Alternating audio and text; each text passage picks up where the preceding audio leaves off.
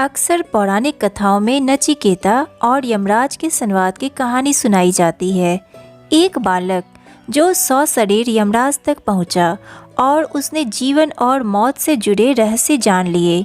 किसी प्राणी ने पहली बार यमराज से पूछा था कि मृत्यु क्यों होती है, मृत्यु के बाद मनुष्य का क्या होता है, वो कहाँ जाता है। ये 3 सवाल सबसे पहले एक बच्चे ने यमराज से पूछे थे। ये कहानी कठोपनिषद की है।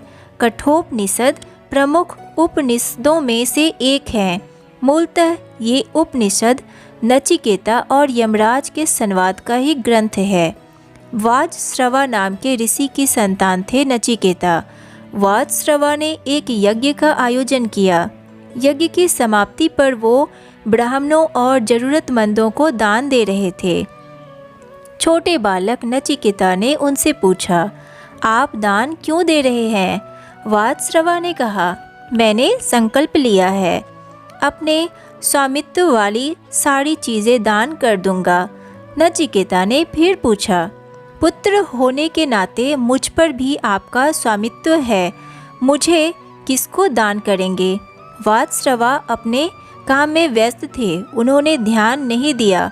नचिकेता ने फिर वही सवाल दोहराया। वाजश्रवा ने फिर भी ध्यान नहीं दिया। जब बार बार नचिकेता एक ही सवाल पूछ रहे थे तो वाजश्रवा ने गुस्से में कहा, मैं तुझे यमराज को दान देता हूँ। नचिकेता पिता की आज्ञा मानते हुए यमलोक की ओर चल दिए, लेकिन उसकी आयु पूरी नहीं हुई थी, सो यमदूतों ने उसकी ओर ध्यान नहीं दिया। यम के द्वार पर नचिकेता 3 दिन भूखे प्यासे बैठे रहे। तब यमराज खुद उनसे मिलने आए और कहा कि तुमने 3 दिन तक भूखे रहकर मेरे लिए तप किया है, सो तुम 3 वरदान मांग लो। नचिकेता ने कहा, पहला वरदान ये है कि मैं जब मेरे पिता के पास लौट जाऊं तो उनका गुस्सा शांत हो जाए। दूसरा ये कि आप मुझे अग्नि विद्या का ज्ञान दें ताकि मैं लोगों का भला कर सकूं। और तीसरा, मुझे जीवन और मृत्यु से जुड़े सवालों का जवाब दीजिए, इससे जुड़े रहस्य मुझे बताइए। पहले 2 वरदान तो यमराज ने मान लिए, लेकिन तीसरे के लिए उन्होंने इनकार किया।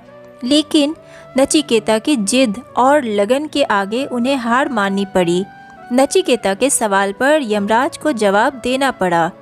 यमराज ने कहा, किसी की मौत क्यों होती है, इसे समझाना बहुत कठिन है। ये कर्म फल का परिणाम भी है, भाग्य का लेख भी है। जो भी संसार में जीवन पाता है उसका वहाँ रहने का एक तय समय होता है।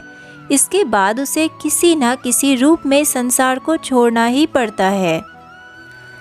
नचिकेता ने पूछा, मृत्यु किन लोगों को पीड़ा नहीं देती?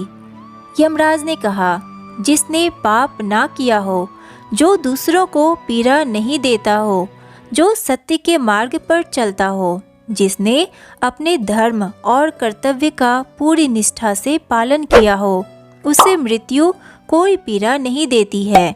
इस तरह नचिकेता ने यमराज से कई सवाल किए, जिनके जवाब यम ने दिए। इसी संवाद पर कठोपनिषद की रचना की गई है। महर्षि कठ ने इसे लिखा है।